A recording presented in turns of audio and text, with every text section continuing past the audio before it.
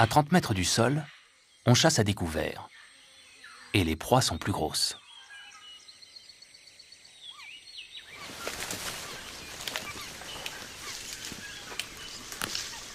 Les troupes de singes se nourrissent de fleurs et de fruits.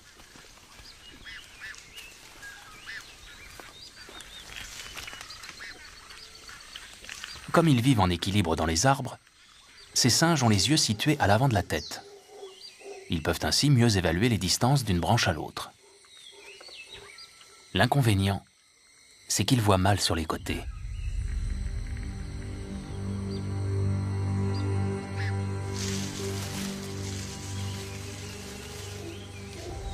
La harpie féroce a des serres d'une dizaine de centimètres et une envergure de 2 mètres.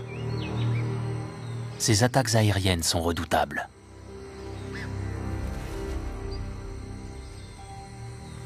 Caché sous la canopée, un singe est hors d'atteinte.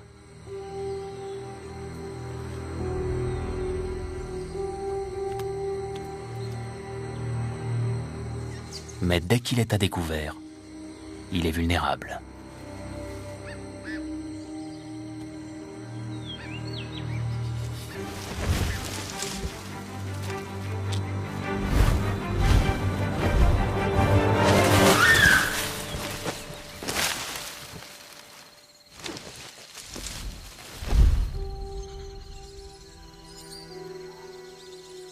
La harpie peut soulever une proie aussi lourde qu'un singe. Elle a donc besoin d'une musculature puissante.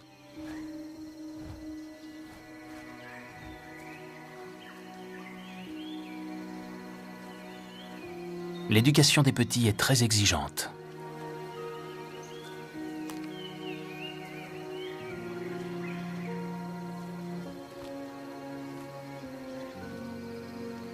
Il requiert beaucoup de nourriture et de soins.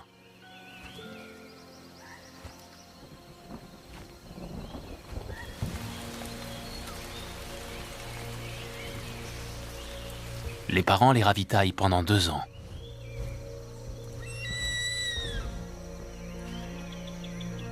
Ils leur apportent régulièrement des singes et des paresseux.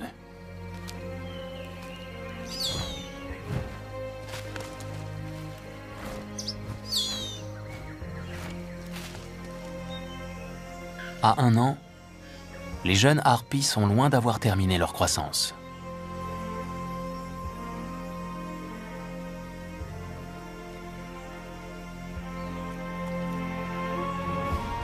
Elles doivent encore développer les muscles de leurs ailes.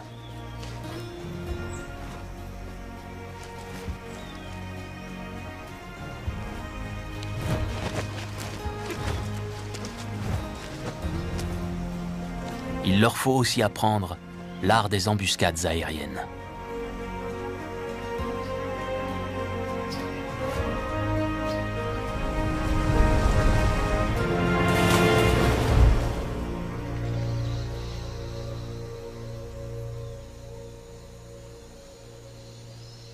Les singes sont malins et difficiles à attaquer par surprise.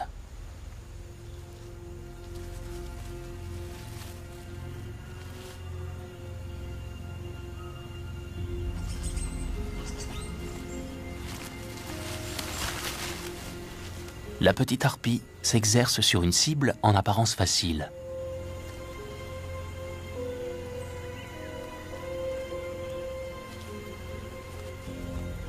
Un paresseux tridactyle. C'est la proie la plus lente de la forêt. On pourrait croire qu'il ne fait pas le poids face au plus puissant des rapaces.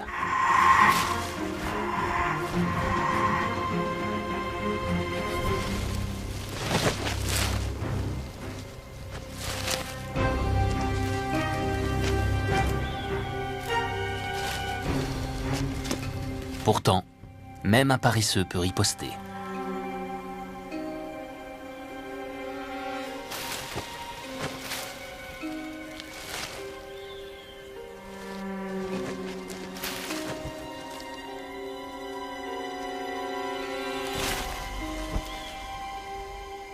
La harpie retiendra la leçon.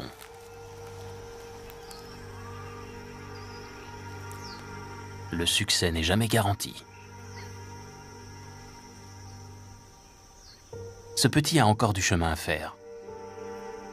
Il vit sur le territoire de ses parents, mais bientôt il devra chasser ses propres proies.